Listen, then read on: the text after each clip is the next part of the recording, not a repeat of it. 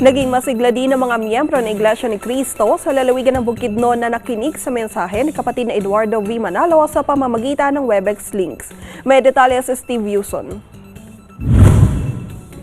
Dinaluhan ng mga kaanib ng Iglesia ni Cristo dito sa Valencia City, Bukidnon. Pagsambang pinangisawaan ni Brother Eduardo V. Manalo sa Philippine Arena sa pamamagitan ng Webex link sa kabila ng mga naglalabasang mga balita sa social media, radyo at TV, ay di pa rin natitinag ang pananampalataya ng mga kaanib ng Iglesia ni Cristo dito sa Bukidnon.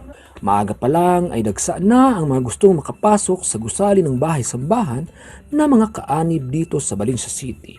Ayon sa kanila, ay di sila naniniwala sa mga naglalabasang balita at patuloy na sumusuporta sa pamamahala ng iglesia.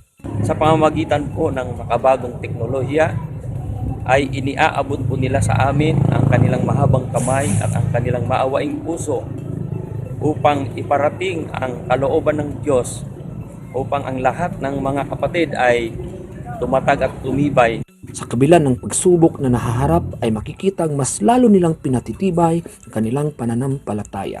Mula rito sa Bukidnon, Steve Yuson, Eagle News. I am one with 25.